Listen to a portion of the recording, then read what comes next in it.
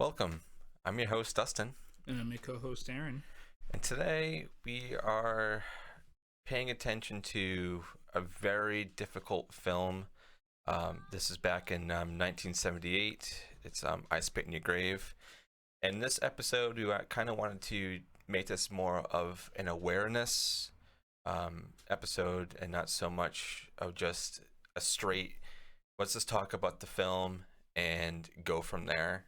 Because I know especially this day and age, there's so much shit that goes on out in the world and whatever's going on right now in like the Ukraine and Russia and stuff like that. I mean, that's a whole different topic other than like what's going on in this. But yeah, I just figured since we're doing a bunch of well-known films, and this one's pretty much a well-known film, it has been remade. There's been two sequels, and I just learned there was another one that just put out in 2021, which is weird that they're even still doing like this type of revenge film. There's a lot of different revenge films out there. There's actually a lot on Shudder too. Um, Erin, I know I did show this at one of the Halloween parties, but I did the remake. So I know you were saying earlier that you're like, oh, yeah, I think I've seen this one before. Mm-hmm. But yeah, they're very, very closely like remade and like shot. Yeah. But before we get into like all like the hotlines and stuff that you guys can go and call in case if you or somebody has ran into assault of any sort or anything like that. But what did you think of this film before we jump into it? Um. Well, it is hard to watch. Yes. in some parts.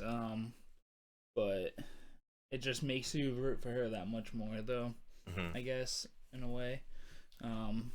I don't know, it's like one of those movies. It's kind of hard to talk about without like Exactly. I don't know, but I do like though that she gets her her revenge, and Oh, I think totally. she's a badass bitch, but yeah, no, I thought it was a really cool movie. Like I said, kind of fucked up at times, but it's horror. Yeah.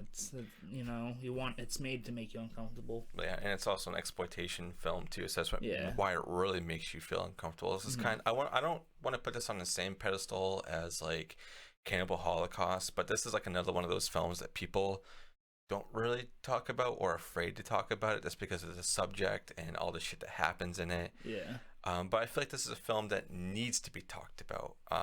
Whether I don't know if it's just you and your buddies or something. Like, hey, dude, I saw this film the other night. It's called I Spit in Your Grave. And like, oh, that sounds fucking stupid.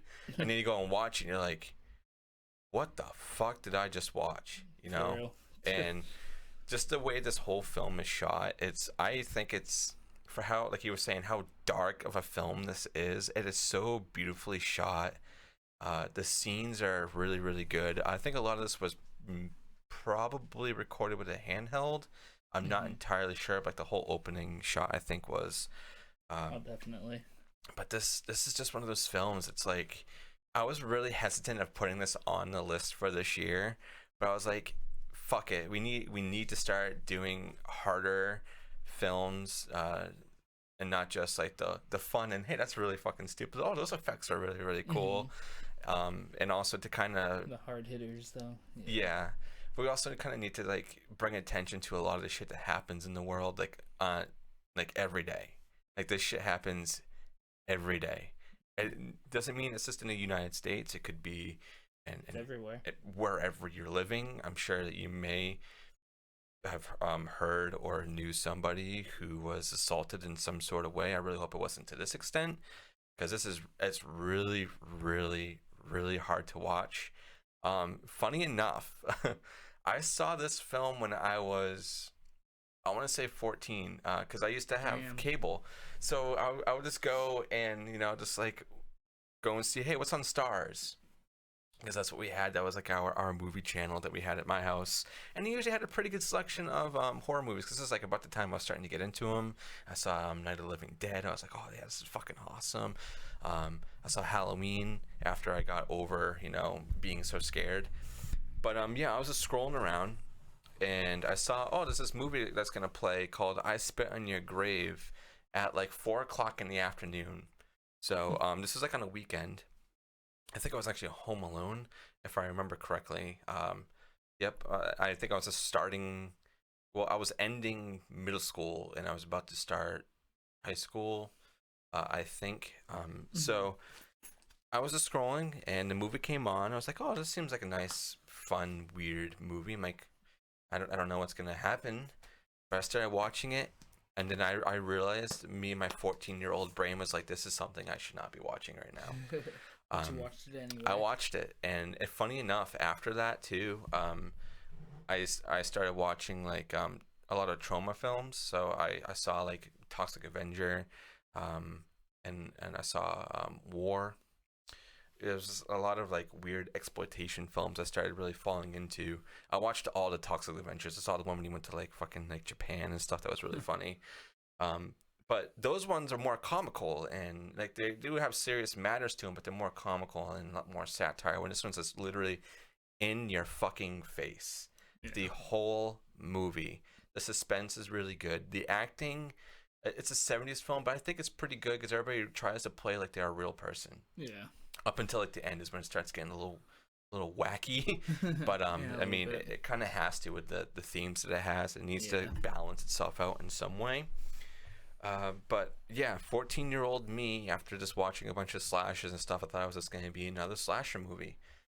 Technically kind of is, but not really. But yeah, just at a really early age, I saw this film and I was just like, what the fuck? And then I learned that they were remakes, and then I watched those years later because a friend of mine had the box set of them all. I'm like, dude, really? You would have these.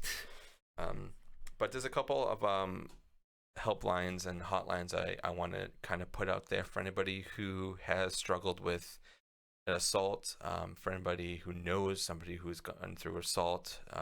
At any point, I just want everybody to know that there's people out there that are going to help to the best of their ability. People are going to listen. Like Erin and I mean, that's not really our expertise to like, help people in like the assault area, but if you need someone to just talk to, I'm on DMs all the time, so feel free to just message us if you just need somebody to kind of vent to or anything, and we can kind of point you in the right direction, hopefully. So the first one I want to do is the National Sexual Assault Hotline, and it's 1-800-656-4673. So you can call that. That's like anything sexual assault related. It doesn't have to be rape. Yes, we're going to be saying that word a lot in this. I know it's kind of like a banned word, but we kind of have to. We could just say our word, but I hate saying that because this sounds worse.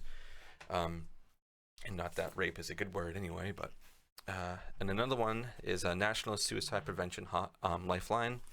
So this is for anybody. It doesn't have to be linked to an assault. It's like everybody has their down days. I've had my down days. Erin's had his down days. Everybody has. But if you guys need someone to talk to, this is it. So the National Suicide Prevention Lifeline is 800-273-8255. And I strongly encourage anybody who is dealing with anything, please reach out to those numbers. Even if it's not you personally, just make sure you spread the word. Yeah, tell somebody that you know about it, especially if you know that they've been through it. And also call your local police department, 911. They're there to help you. I know a lot of people are still kind of iffy with police and shit, but like, it's your life on the line, please, somebody who's doing something that you know about that's not good, and also help somebody who needs it, but that's pretty much my speech I want to do before we jump into this film and go through all the facts and people that star in the film and whatnot. Erin, is there anything you want to add to this before we start jumping in? Is there anything you want to voice to everybody? I think you pretty much covered it all. Okay. Everything that I would have, gone with. So, all right. We can jump right into the cast if you'd like. Yeah. So we'll just ease our way into this. So, who played in this fantastically disgusting film? So you got Jennifer, who's played by I think she's probably been in a few other things.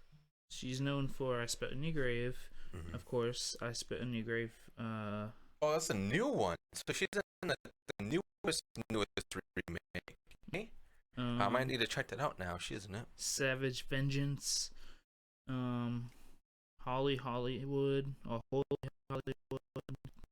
Camp Twilight. And then you have Johnny, who's portrayed by Aaron Tabor. Okay, he's one of the main bad guys. He's the gas attendant, I believe. Yeah, he's mostly done like production work. It looks like, and then really? like It's a more exploitative film. Yeah, looks like a couple of small ones. Then you got Richard. Richard Pace, who plays Matthew. Okay. Matthew. We'll talk about this guy in a bit because I have a few things I want to say about Matthew. Yeah, nothing much. Yeah, I figured with a film like this, this is a point in time also where the video nasties were around, and where everybody was like, these are banned movies, you can't watch these. And I think this may have been a banned film at one point, but I'm not entirely sure. That might be in the facts on IMDb. Yeah, I feel like if you associate with a film like this during that time, you probably wouldn't get a lot of work elsewhere. That's how I feel anyway, because like a lot of the times when I listen to interviews of people, like years and years later, like, yeah, I couldn't find work for anything. All I could do was just be like a stage crew. Yeah, that was like it. We couldn't really act because of just how ridiculous the film was. But yeah, and then just a lot of like small name. Yeah, it's a very background characters. Yeah, it's this very small cast, and that's all it really needs, to be honest. Yeah. But the movie was directed by Mayor Zarchi. What else did he do? Did he direct anything else? Let's see. Oh, that's funny. It looks like his siblings may have been the kids. That's funny. Oh yeah. Oh, okay. So he actually played a part in the remake and the ones that happened after. Producer. Don't Mess With My Sister. Holy Hollywood. Spit in Your Grave. I Spit in Your Grave 2. I Spit in Your Grave 3. To be honest, actually really enjoyed I Spit in Your Grave 3. I think that was the one when the lady gets like kidnapped and she's like brought to like Russia or something like that, and finds her way back to New York, and she like lives in like the under like the sewers and stuff, and just goes ballistic. Let's see. And then any good facts or anything like that? All 4 male actors have asked to appear naked in the film to remove awkwardness or embarrassment about their own nudity, and to show solidarity for Camille Keaton, who spends much of the film nude. Yeah, and that's another thing, because I think I have all the newer I Spit in Your Graves other than the 2021 one, and for like the behind the scenes of the remake, like the proper remake, the whole cast is like, yeah, we had like sessions every single day talking to each other to make sure that we were all like mentally okay of doing these scenes. We also had to make sure that, you know, the female actor was okay and that she was able to go and, you know, do these things. So they were very delicate with what they were doing, because obviously it's a very intimate but rough and gross acts that happen in these films, that you kind of have to be aligned with everybody and make sure everybody's thinking the same thing, make sure you guys are all okay and not doing anything too crazy. So that's good that they were all like willing to be like, okay, let's just do all this just for her, to make sure that she's comfortable. You know, it's fucking awkward. Yeah, right. So, as you may know, the film was originally released under the name Day of the Woman, which was received poorly, but then it was renamed to I Spit in Your Grave after a 1959 French drama. And then interesting. Yeah, I didn't know that. Let's see, one crew member quit during filming of the second rape scene. He simply couldn't stomach any more violence. The film's makeup artist quit the film halfway through. She had been gang raped and couldn't bear to relive the horror of her attacks, Oh, fuck. even though she was aware of the film's plot before agreeing to work on it. Maybe she thought, okay, so I was there, actually there. This actually happened to me, so I can actually like make things look the proper part. Even though I feel like if you're being gang raped, you're not really conscious in there anyway, and it clearly shows in this film that you're fucking disassociated from everything. But yeah, dude, that's fucking rough. I would have been like, nope, you're not gonna be part of this. You need to be over getting like help with what you need, and I don't want you a part of this because of what you went through, and I know it's going to be hard on you, but yeah, then again, this was the 70s. Oh, wow. This movie features the longest rape scene in film history at roughly 25 minutes. Wow. I'm glad nobody topped that, though. Yeah. I'm really glad nobody tried to top that. The scar on the left side of Jennifer's face is real, the result of a car accident in Camille Keaton's youth. In the post-trauma scenes, the makeup artist exaggerated it. In the opening and closing scenes, it was hidden under a thin layer of foundation. That's what I figured, because even like looking at it, I was like, oh wow, that actually looks really, really real. So cool. Yeah. Good job on them. Miyazaki said he was inspired to make the film after helping a young woman who had been raped. He said that he, a friend, and his daughter were driving by a park and they saw a young woman crawl bloodied and naked out of the bushes. They picked the girl up, took his daughter back home, and talked with a friend about whether they should take her to the hospital or the police. Both? Yeah. Hospital and then get the police? They decided to take her to the police first, and the officer, who Archie described as not fit to wear the uniform, insisted she answer questions about her salience before she went to the hospital. Even though her jaw was broken, she could barely talk. Finally, Zarki insisted to the officer that they take her to the hospital right away, and he later found out the girl was attacked while taking a common shortcut to meet with her boyfriend. Soon afterward, the girl's father sent Zarki a letter of thanks for helping his daughter and offered him a reward, which he turned down. Oh, wow. Good on him, man. I mean, it sucks that you're pulling inspiration to something as gross as this for actually, like, seeing it firsthand and, like, actually helping somebody. So it's a good thing he didn't just, like, it wasn't like, yeah, I saw someone like getting like raped over there, but I drove away. No, it's good. It's good. It's same for anybody. I mean, as much as it's probably really awkward or really hard to stomach, if you see anything going on like this, try to break it up if you can, and help somebody who, you know, needs help, and don't just leave them there just to be broken and scarred and beaten. You know, it's a very cruel world out there, and just knowing that shit like this happens almost every single day is really gross.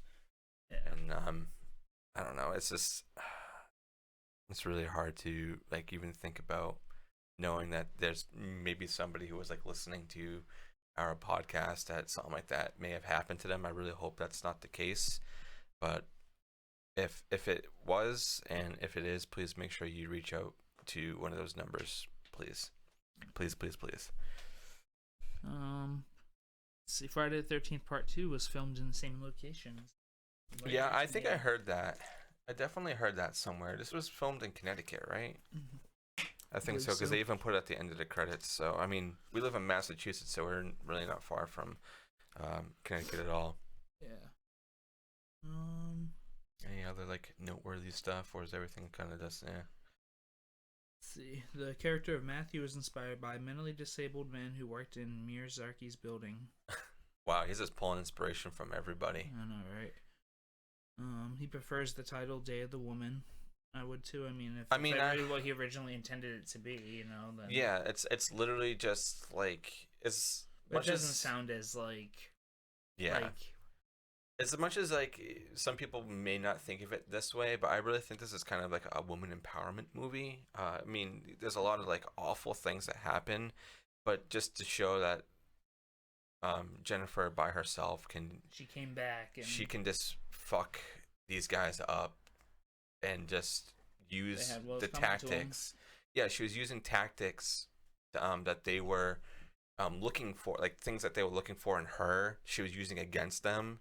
I mean, I guess some people probably be like, oh my god, she's being like a fucking slut. Like, no, she's not. She's not. And I've definitely over the years from friends that I used to associate with, and people who have seen this movie to be like, oh, at the end she's just being a fucking slut. It's like, no, she's trying to get back what's hers, man. They fucking took so much from her, left her broken, beaten, scarred, bleeding, fucking ripped, And then some. like she needed to do something to get back. I mean, was there actually, I don't even know, is there any better way to get back at people? At that point, I mean, I don't know. I don't think there is. I think like what she did is extreme as it is, but then again, what they did to her was really fucking extreme, and it violated her in so many ways, and it's just so fucking gross, man. That's why I'm happy we're talking about this film, but I'm also not happy that we're talking about this film. That pretty much it. Not really. All right. Much more. Do we have any reviews or anything on IMDb that's noteworthy, or do we want to jump over to Rotten Tomatoes? Let's see.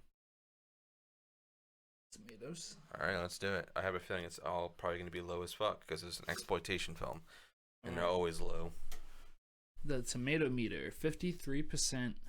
Oh, I mean it's low, but it's like slightly above average. Yeah. How many reviews? 38. Oof, I don't blame them for not wanting to watch this movie. Right. And then 40% for the audience score. That's 10,000 plus ratings. Wow. Okay. I mean, does it deserve those ratings? Maybe, just because of how, like, some people say this is just an unwatchable film. It's difficult to get through. You definitely probably wouldn't want to watch this again, even though I'm weird and I actually really enjoy this film, but it's just not something I go to often. Yeah. But it's definitely a film that you need to watch at least once. Like when we're doing Martyrs, like that's a film that you need to watch at least once. And funny enough, I think all of the those types of movies are coming over to Shudder. What the fuck are they called? French Exploit. No, Exploit. God, I'm so awful. Like the French movement of like really extreme films. I know what you're talking about, but I So can't think of like those are all coming to Shudder, I think, next month, and Martyrs is one of them. So if you guys haven't seen Martyrs and it's a movie you're kind of like, if you don't want to watch it, just listen to our review. We go through everything, and it was Erin's first time watching it, and I think I actually had to watch it with you. I think that's what we did. Like we did like a Zoom. That's when we were doing it over Zoom. Oh yeah. Yeah, that's when right. we were watching it over Zoom, and I was like, it gets pretty fucking rough, and the ending is like, whoa. And it was one last thing with Martyrs. I was on Twitter, and people were like talking about all the movies coming. He's like, some guy was like, yeah, I love Martyrs. I watch that almost every single day. It's such a great movie. I'm like, what? How can you sit through this every single day? Fuck. Right. But back to I Spit in Your Grave. Sorry. Let's see. The film is a reaction to a system that allows rape to thrive and punish by using cinema to expose and punish the perpetrators. Is that a bad review? A good review. Oh, I was gonna say that sounds pretty good. Zarki's refusal to place a musical score or focus on Keaton as a titillating object of desire adds to a sense of complete discomfort in long, unyielding sequences from which is no escape. Which I'm thinking back now, I didn't hear any fucking score, and just like those scenes where it's like just her in the woods by herself, like. And like when Matthew's like on him, and I was watching it, but I was just like thinking back to me being so young, just watching that, and I know I was just like, I think I actually turned the volume all the way down for that. Yeah. But yeah, that's true. The entertainment value is really only for horror and exploitation enthusiasts. I guess. Okay, whatever. Director Miyazaki may have been trying to make a point about the horrors of rape, brutality, revenge, and reprisal, but he simply isn't a good enough director to extract any relevance and nuance from his exploitive material. I think he did a great job with because this film, it's slow. It is kind of slow, but for what he's doing, it needs to be that way. It can't be rushed. You need to go through the stages. You need to feel everything. So that might be one thing that's gonna like put a lot of people off with just a slow. It's not a slow burn. It's just slow. Yeah. Gruesome and incredibly exploitive. However, for better or for worse, I Spit in Your Grave shows us the raw, shocking reality of rape and all its bloody viciousness, which it gives people, and it does give people a real look on what, these victims are going through. Yeah, and especially with him being somebody who saw it kind of firsthand, and also having a makeup artist who was actually like gang raped. Yeah. It's gonna be in your face. But I think that's probably enough for reviews and whatnot, and we can start with going into I Spit on Your Grave, 1978, right? Yep. I can start off, Erin, if you like, because I think you started last week. Yeah. So this film it opens up with just like street noise and cars, and it's just a panning of a street, and it's like apartment buildings and maybe a hotel. And I think they're using a handheld. I think most of this film may have been with a handheld, but I'm not entirely sure. So we see a lady who we will find out is Jenny or Jennifer, is packing bags, and she's getting in a car, and she's just going on a trip. So we're like, oh, okay. So it's kind of a peaceful little trip here. She's driving down a lot. We're focused on her a lot, and just going through the sceneries. She's going to like fields, highways, under the town, and then she finally reaches upon a gas station, a very, very small gas station. It reminds me a lot of like Texas Chainsaw Massacre. Yeah. It has like that little bit of a filter on it too, but then again, this was the 70s. They all kind of did, especially with exploitation films. So she just arrives, tells the gas attendant to just fill it up, and she gets out. And you see these two other guys just playing with a knife or whatever, like into the ground. So that's like kind of like your first like weird, like, I don't know, red flag, I guess. It's like, what the fuck are these guys doing? They're trying to stab it into the ground perfectly.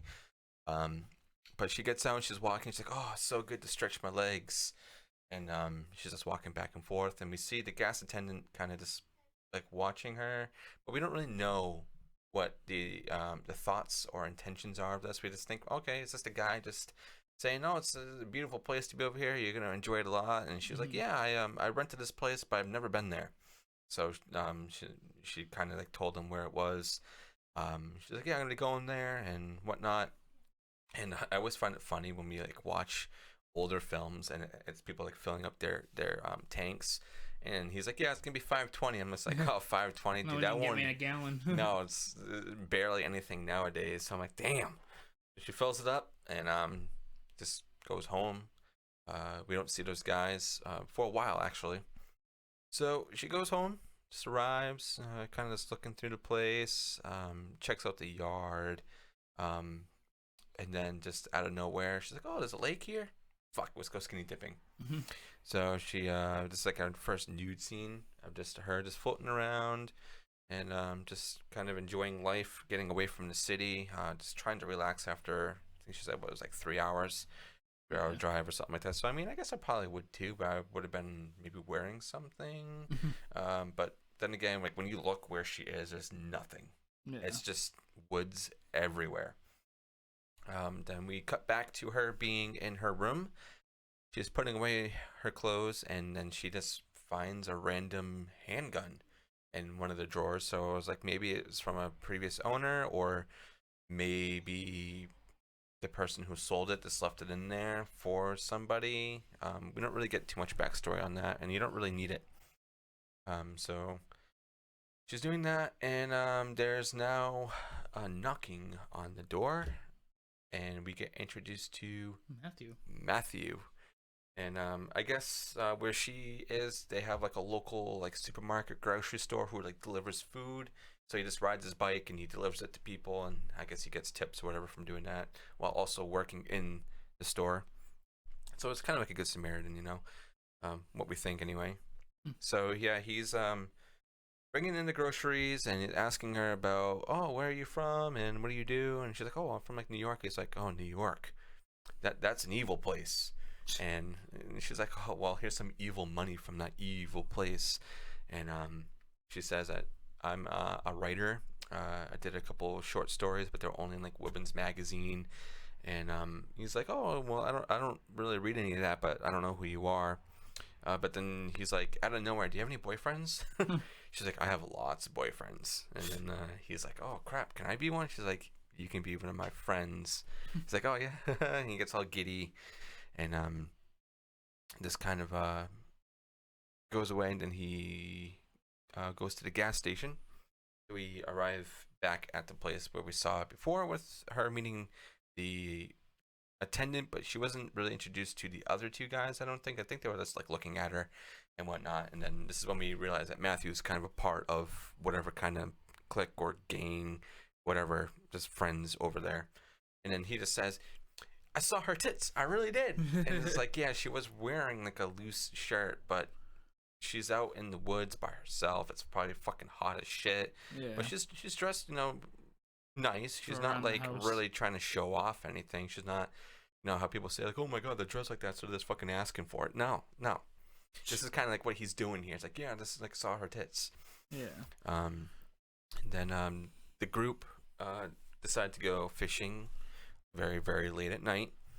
And I don't really remember the other guy's name. I only remember it's Matthew and Stanley. Like yeah, the main Johnny and Andy. Yeah, so Johnny is the gas attendant, and Andy is the guy with the suspenders, and then Stanley is the guy who always has his fucking shirt off. Yeah, I noticed that. So for some reason he always has his shirt off. So yeah, they're just kind of talking, and I think it's Andy who's like saying, "Yeah, man, I can't wait to go to New York because all the bitches just want to get fucked." Like essentially they're saying like women, all they want is just to be, having sex all the time. And like, I'm gonna go to California. It's like, yeah, well, man, the Sunset Strip is hot. I'm just like, oh my god, these guys are such degenerates. And then they're like, oh yeah, well, Matthew's a virgin. He's like, yeah, well, we're gonna go get him abroad. And then this is kind of like what starts the whole downhill of this movie, and then kind of uphill later. So yeah, they're like all kind of talking to him and like saying, yeah, we're gonna get you one. We're gonna make sure that you're not a virgin anymore. So that's pretty much that scene, and then we cut back to Jenny. Yeah, she's out canoeing. Yeah, she's out in her boat. If you want to take it for a little bit, Erin, why not? All right. So, yeah, she's relaxing, chilling in her canoe, just trying, she's just trying to get away from things, they go on vacation. So, and then the boys, we'll call them, the gang, they decide to circle her boat with their little speedboat. It's kind of being pricks. All started too. She was in the hammock at first, and then like they were like just trying to be annoying. So she just like, oh, I'm just gonna go into the boat, and that's when they decide to pull up to her, and they grab her boat, they tie a rope, and they start dragging her around. She's grabbing off for dear life. You can tell she's fucking terrified. So they pull her ashore where she meets Johnny again. And you have Matthew hiding behind in the bushes. So then when she realizes what's going on, that they plan this all out to drag her away, and will have their way with her. But they also did so Matthew can lose his virginity. Yeah, it's like so fucking stupid. This whole premise is like, oh, it's because you're a virgin, so we're gonna go and just have you rape this woman. Like, that's not how you do it. Like, yeah, who gives a fuck if this guy is a virgin? Also, they're kind of also playing at the fact that like he may be gay, and whatnot. So it's just dumb. But anyways, yeah, so she puts up with a fight. She punches Johnny. She tries to hit him with the oar. They drag it away.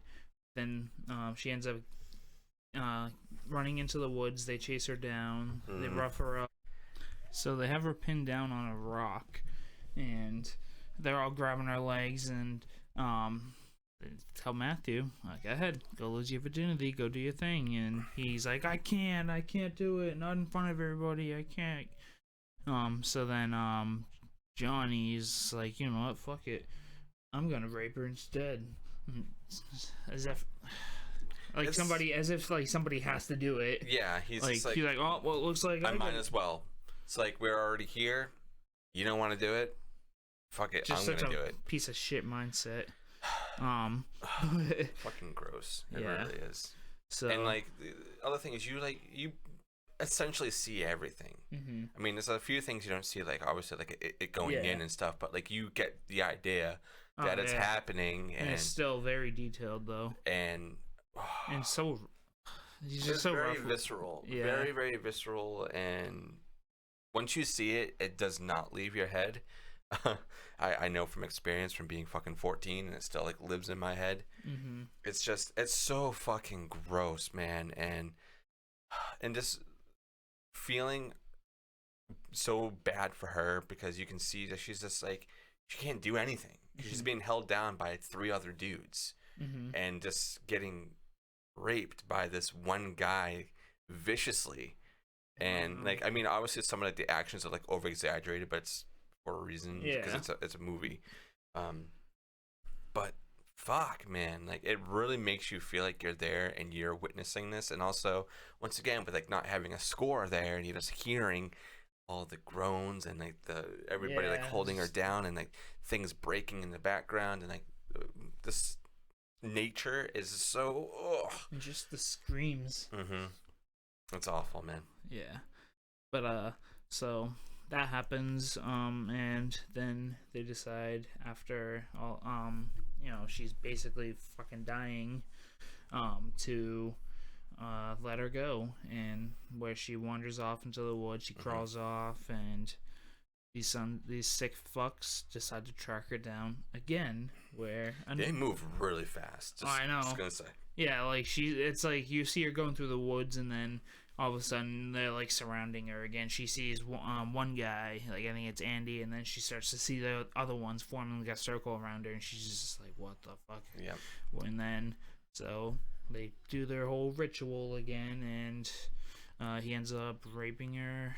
Yeah, this time it's Andy, I believe. Yeah, it's Andy this time, and he does it in her ass.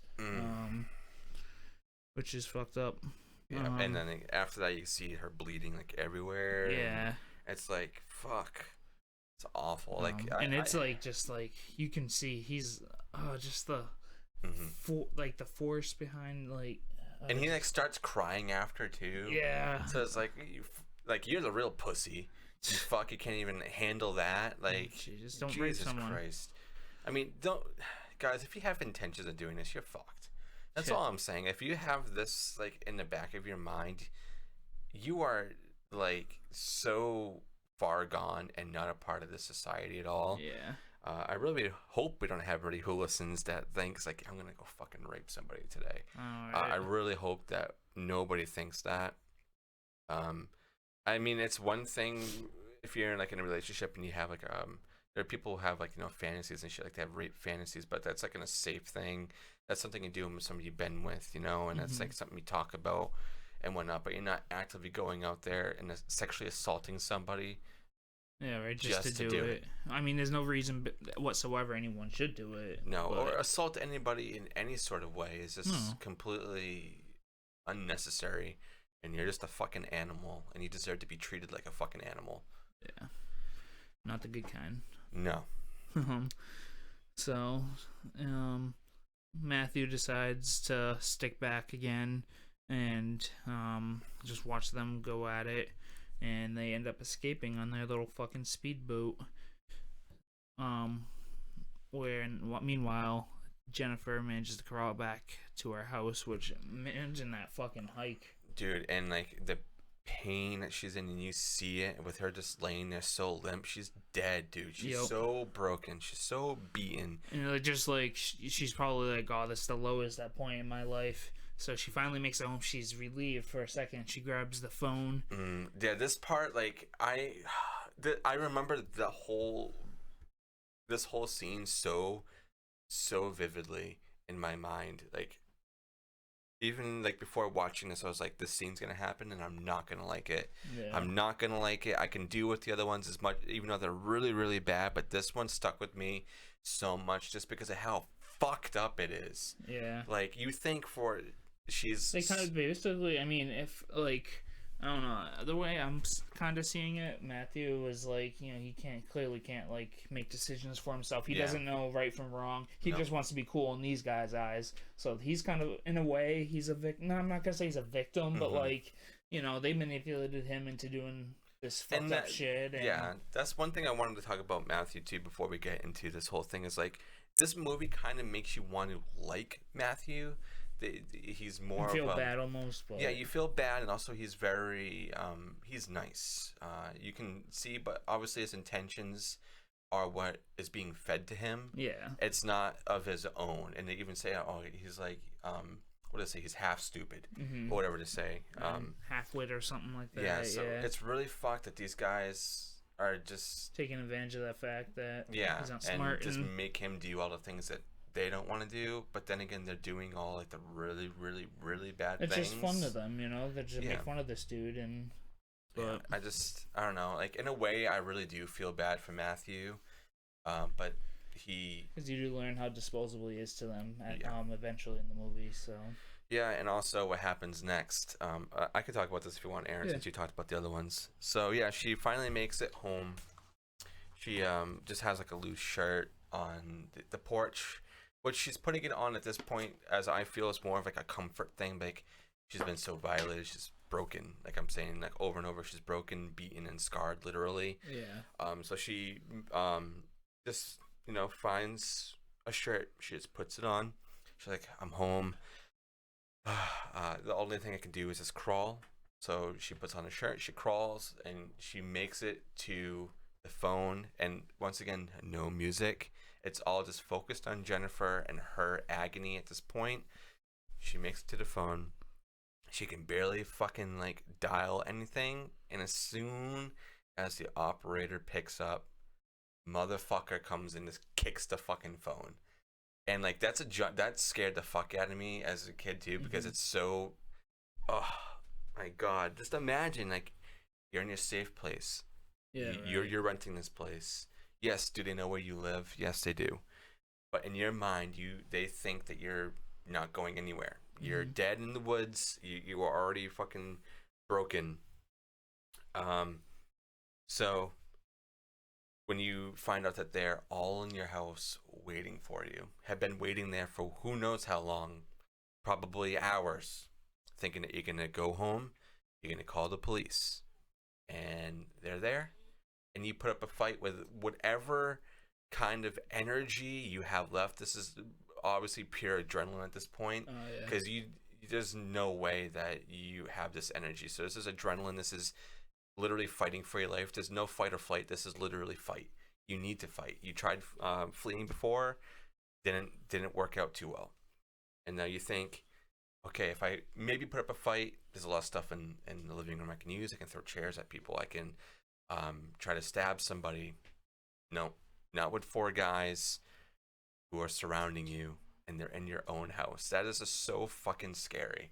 Yeah. Just knowing that at any moment someone can be in your house, let alone 4 people that you just encountered multiple times and have gotten destroyed.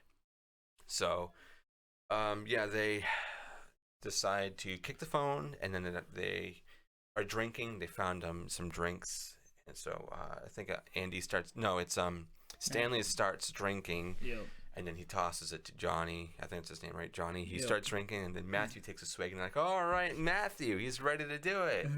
So now he comes, and he finally has the quote unquote courage to do what they wanted him to do in the first place. So he decides to do it. She's just, dude, this is the hardest. Catch a break. This is the hardest to watch because she's disassociated. She's not there. She's literally knocked out. Yeah. They have to unconscious, like they have to pour whiskey or something on her whatever face. Liquor it is on her face to wake her up. And as she wakes up, what she sees is fucking Matthew's face. And that's what you see too as the viewer. you see his face is doing this, and then he just says, I can't come. It's like, good. Not with you watching. So he stops, and they're all like, oh, Matthew, you're fucking pathetic. You can't even do what you can only do, and you're fucking jerking off. And once again, she's still just so fucking beaten.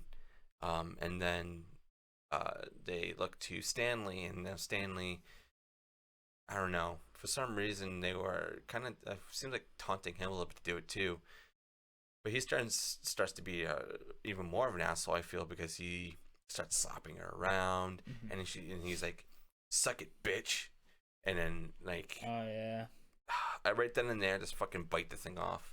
Kind of reminds me of American Psycho, where he's like, don't just look at it, eat it. Yeah.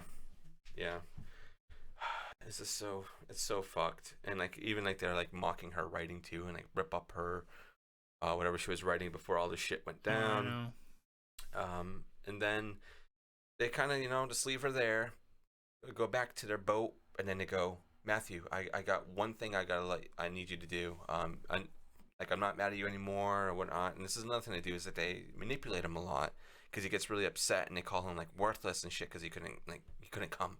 So he like goes off, and he's like, oh, Matthew, come over here, man. I got one more thing I want you to do. I need you to take this knife and just go kill her. And they're so like nonchalant about it, and like just casually showing him like, oh, just easy, just stab her right here. And he's like, yeah, I've done it tons of times. It's so easy. You just do this. Just make sure you put it in the heart. And this is when you know that he's definitely not there, because he put the heart, he does on the other side of the chest, and he's like, no, over here. He's like, oh, okay. So you know that he's got some sort of like learning disability or whatnot, and they use that to their advantage. And they know that if he does it, anybody who catches it will most likely just be like, oh, well, he just didn't know. Yeah. We'll play off that kind of thing. It was like, oh, he just didn't know. So Matthew, he takes the knife, goes up to the house. He's like, oh, don't leave me. Like, we're not going to leave you, Matthew. We're going to stay right here at the boat. Just go and do it. So he arrives, and he doesn't want to do it. He even says that he's like, I'm not going to do it. She's laying there unconscious, not moving at all. He makes it seem like he's going to, but he doesn't. And she's got a little bit of blood on her mouth. He just wipes the blade on there to fool them, to be like, yeah, I did it. So they bring it back, and they're like, yeah. And then the guy's like, good boy, Matthew. Like, so fucked, dude. So disrespectful. So fucked, man. And then we cut back to Jennifer washing herself. She woke up eventually, and managed to get herself upstairs into the bath, and just, washing herself, tending to her wounds. You see her laying in the bed. She's got like cloths all over her for how fucking bruised and broken she is. And man, it must have been, we don't really get a time frame, but it must have been days. It's like 2 weeks, over 2 weeks. It's so fucked. Yeah. Yeah, and you can go, because like that's oh okay. My god. Yeah, so over the next 2 weeks she starts smoking, and it talks about how she actually avoids looking at mirrors so she can't see her face all fucked up, and how she has like permanent scars and bruises. Do you blame her though? Like, would you? I mean, it's kind of sad that you can't look at yourself for something the fact that you can bring someone down to that point that they feel that and way. You had no control of that. You couldn't do shit, and like they took everything from you, literally. You can't even look at your own self. It's awful. So she, first thing, 2 weeks later though, after all that, she sleeps it off, not sleeps it off, but recovers a little bit, and she goes to church, and she asks for forgiveness for what she's about to do. And then she vows to kill all 4 of the men who violated her. And eventually they end up learning that she is still alive, and they end up beating the shit out of Matthew for lying to them about actually not killing her. Yeah, that's like when they're in the ice cream shop, I think, and they're like, oh, we haven't heard any fucking news anywhere. It's been very peaceful over here. Like, Matthew did it, right? He's like, yeah. He's like, where did you do it? And he was like, oh wait, no, I did it over on this side. Yeah, I stabbed it right in the heart. Because, like, once again, he just doesn't know, like, where the heart is or anything. So, yeah. I mean, no, I think they're kind of second guessing him, rightfully so, but also like it's still really fucked that you're even asking if he actually did it or not. Yeah. But anyways, yeah, so Matthew gets beat up and then he goes on with his life delivering groceries. Meanwhile, Jennifer's stalking the four men. Rightfully so. You go, girl. Yeah, you got to do what you got to do, she's man. getting, intel, doing some reconnaissance. But then she starts by following Matthew home from the grocery store to his home or with his parents. And then the next day she decides to follow Johnny from the garage to his house where she finds out he has a wife and 2 kids. Just to add and he's on. I know, to make it even worse, he's like a family man too. It's like, you sick son of a bitch. Like, this is what you do in your free time. You go and fucking rape women, but then go home to your family like nothing is wrong. Yeah. Like, you don't deserve them. You really don't. No. Especially the kids. Like, he gets what's coming to him, though. Yeah, they all do. So, eventually one day, Jennifer ends up calling in a grocery order, knowing that... I love this. Yeah, I know, me too. Knowing that Matthew will recognize the address and that it's going to be... Or him delivering it, so he realizes that's where she lives. And he takes the groceries, and he's like, you can tell because he's scared because they're like, oh, Matthew, go deliver these groceries to this house, and he's like, oh, fuck. So he's like stalking the shelves, and he like stops, acts like he's gonna go, and then he starts stalking again, and he's just like, he doesn't know what to do. So he grabs like a big ass knife from the butcher counter and hides it in his pants. So, and then he goes to deliver the groceries to Jennifer's, not knowing what she's gonna do. So he gets to the cabin, and she ends up seducing him and having sex with him under a tree. It's kind of weird that she was allowing that to happen, but I know why she was doing it. But at least at this point, she was she was the one that was enabling it, saying to do it and whatnot. She wasn't being held against her will to do it. But it's smart, but it's also like, you're vulnerable.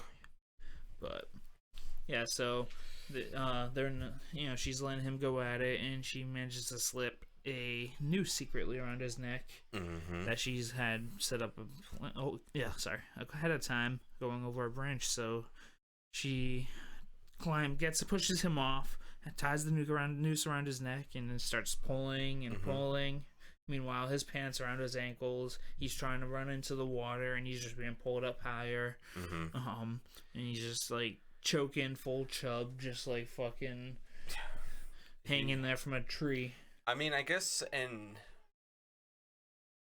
compared to everybody else, he kind of gets it the easiest. I would say. I mean, it's still a brutal death to be, strangled and hung. But it's still way better than all the other shit that happens. Because it gets very brutal, especially when we get to Johnny. Oh yeah. So then she ends up sorry. Yeah, so he's just hanging there dangling, and eventually he ends up strangling himself, or she ends up strangling him. And she ends up cutting the rope and drops the dead body into the river. Where then she pushes his bicycle into the river and the groceries. It's like she didn't even want him. I know, right? And then she calls the grocery store to say that he had never come with the food that she ordered. I'm confused though. Wouldn't she ever had to have paid for that stuff in advance? I don't know. I don't know how that shit worked back then. Yeah. They definitely had credit cards back then, right? In the 70s? Probably, it has to have, right? Yeah, I'm sure. So, but anyways, and then the next day, she drives over to the gas station. Where she pulls up, and Johnny kind of recognizes the car. And he sees her, who it is, and she's like, oh, I want some gas or whatever, and she's like, we're closed today. It's a half day today. Blah blah blah. So then she's just silent though the whole time, and then she ends up nodding for him to get in the car. So he gets in, and they end up driving off. She stops off in this like road, um, out of sight where he gets out of the car. Um, she's still sitting in the car, and he's like, "What? You want me to open the door for you?" He's just being a dickhead about it. So he opens the door, and she's got a gun pointed to him, a handgun from the dresser. Took her a while to put that into play, but yeah, right. She uses it very well. Oh yeah. So she tells him to take all of his clothes off, and then this guy sitting there trying to convince her that it was her fault because she was sucking him in because of what she was wearing and being revealing, and that just goes back to what I was saying before. It's like, oh, they're wearing like low cut clothes, so it means you're a slut, so you're asking for it. Yeah. And it still goes around to this day. But you gotta ask for consent.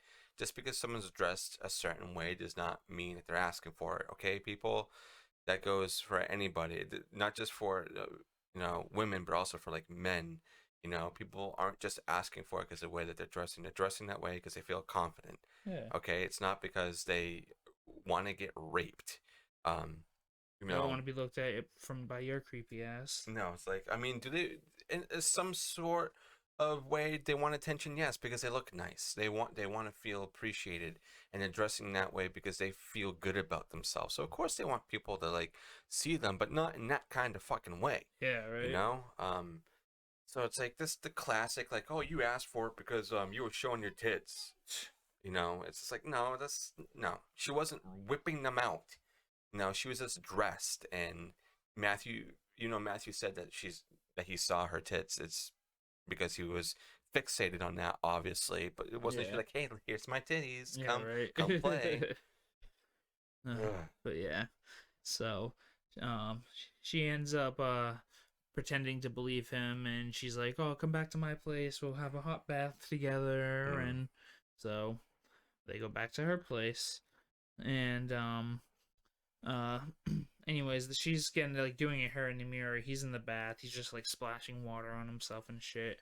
And she ends up climbing in with him, where she ends up pleasuring him with her hands underneath the water. I love this scene. And then meanwhile, he's talking about how Matthew's missing, and then she goes, "Yeah, that's because I killed him."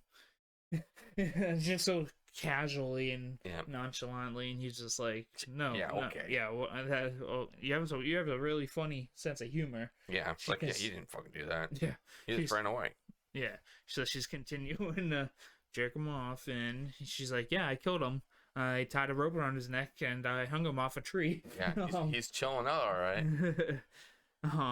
So then she ends up as she's doing her thing, he's about to finish. She ends up pulling the knife that Matthew had brought with him from underneath like a bath mat, and she ends up cutting off his dick and balls. Yes, and the remake, they do this scene, but it's way more visceral because you see everything. This one, it's very like under the water. You don't really see it. And I love how she just leaves him there, locks the door. I love how she got out of the water at the right moment too. Like she knew it was gonna take a minute for him to start like gushing blood and panic. But she's just like, okay. Yep. And this turns on some opera, and all you hear is, it won't stop bleeding. It can't stop bleeding. Go back on. Oh my god, it can't stop. I can't stop the bleeding. And it's just like, yeah, you fucking deserve it, you piece of shit. She's just sitting there, just like, this is great. And then they cut to her washing up the tub, and then you see his body. It looks like he's maybe like in the cellar or some shit. Yeah, she dumped him down the stairs. He's all like pale and like just he looks like a fucking grudge. Yeah, piece of shit. You fucking deserve it. I can finish it out, Erin. Yeah. So we now cut to the gas station where we see the wife of Johnny. Who was like, where the fuck is my husband? He never does this. He's a loyal husband. He's like, no, he fucking ain't. He ain't loyal. And the kids are there, and she's like yelling at Andy and Stanley, and it's like, you need to get the fuck out of here. I don't want to see your asses over here again. I'll fucking knock your heads off if you come back. So they walk away. She is there with her kids. So they take the boat out to see where Jennifer is, and she does something kind of smart here. She obviously anticipates them coming by boat because they're the last two, and she knows that they had the boat. But they also kind of do something smart in their end too, but it backfires on them horribly. She hears the boat. She dives into the water. Stanley's on the boat and Andy's on shore. They were gonna do like a "Hey, look at me," and then he comes over with a fucking axe and kills her, but it doesn't work. Um, so she boards the boat, then knocks Stanley over and toys with him for a while. As Andy's like on shore watching all this from like a tree, he's kind of hidden. So he's like, it looks like maybe he can't swim. Yeah. But also she is like slightly drowning him too by Making that whirlpool.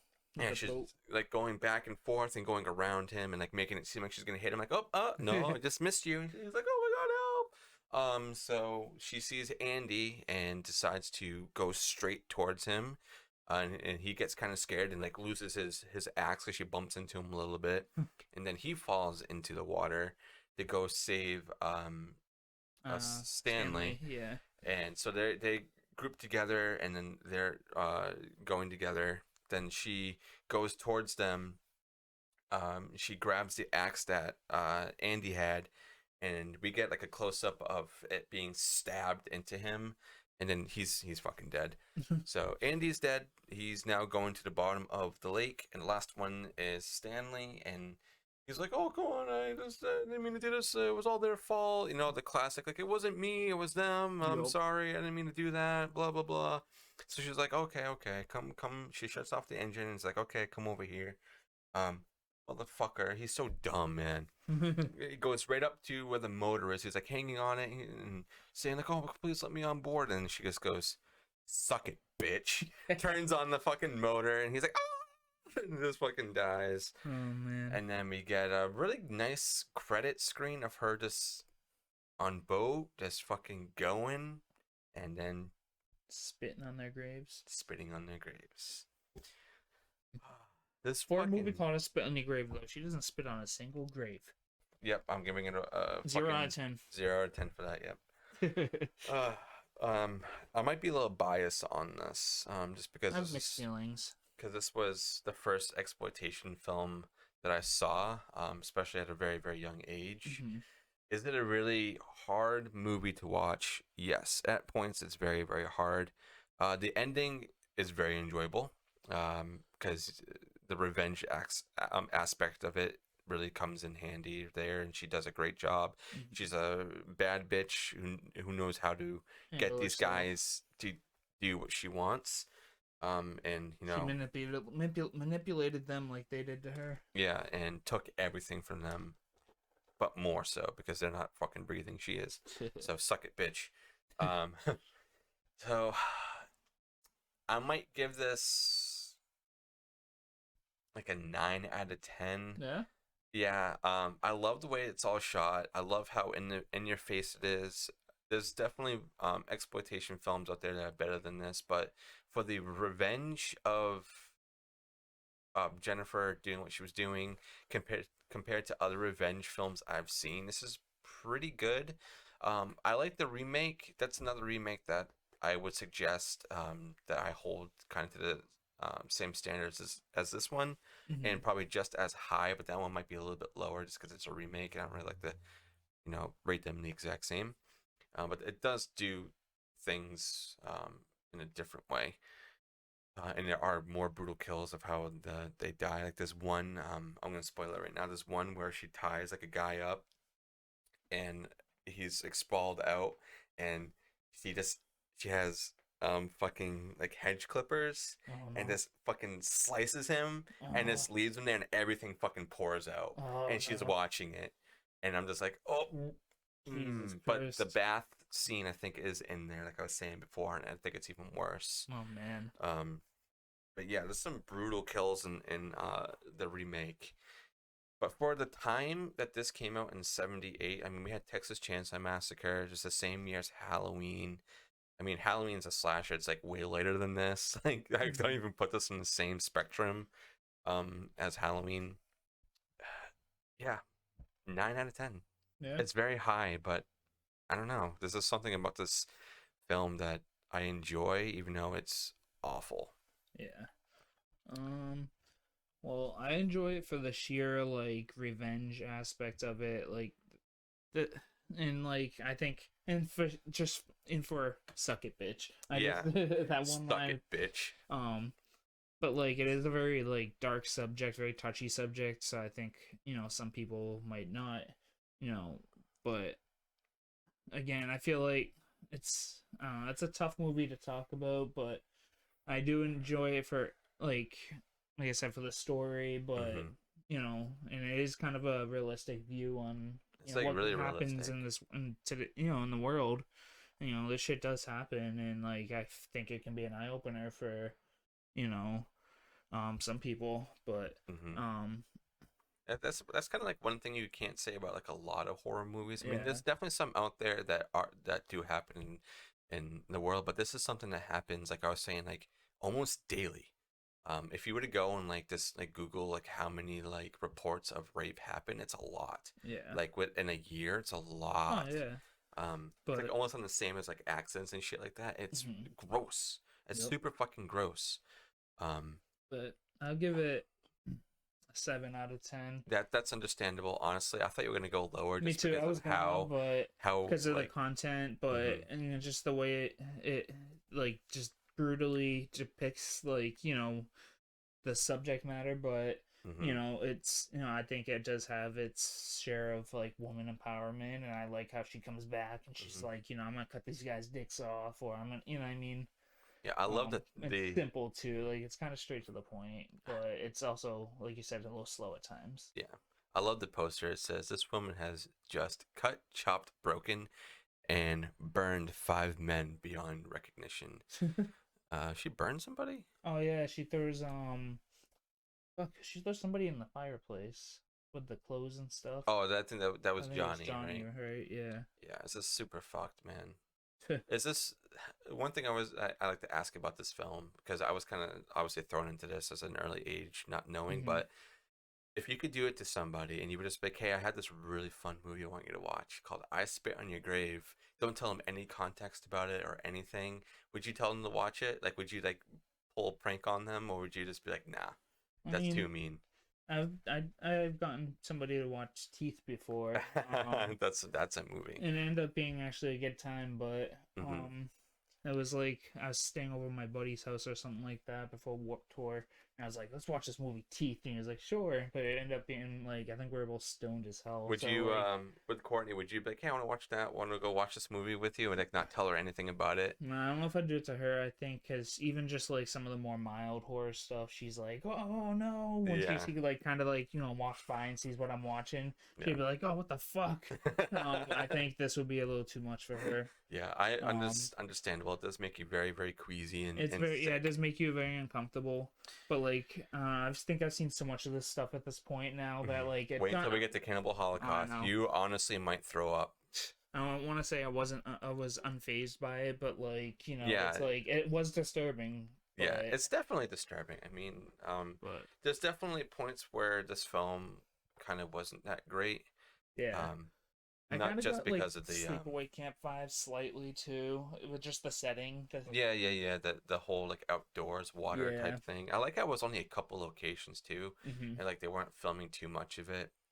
So it felt very enclosed, Yeah. and she was literally in the middle of nowhere, which makes it even like Yeah, the fact that it's like focused scarier. on one story, one like specific it Hmm. just makes that much. I guess feel like it makes it more realistic in a way, Hmm. because and like I said, she gives more people more realistic view on the shit that happens. Hmm.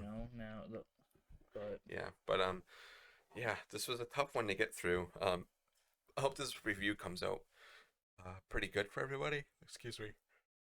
we Oh, gotta do getting a few tired here. cuts. That's all good. So I hope this comes out, good for everybody. And if this isn't a movie that you would want to watch, just listen to the review. It We doesn't go get through into too everything. much detail. Yeah, No, it's pretty if you tame. don't want to have images scarred into your brain, then just have voices scarred into your brain. It's way better, trust me. But like if you are a horror fan, if you haven't seen this movie and you're like a hardcore horror fan, you like exploitation films, slashes, bloody, even like some a little bit gory, this is definitely a film you need to check out. Watch the remake as well. You don't really need to watch any of the sequels after that, but definitely the remake and this one. You can watch them in either order or whatever you please. Um, yeah, it's definitely a really, really tough movie, but thankfully It's next good in week, its like own ways. yeah, Yeah. next week we're gonna go a little bit lighter. Let me just make sure I have. Yeah, the extras.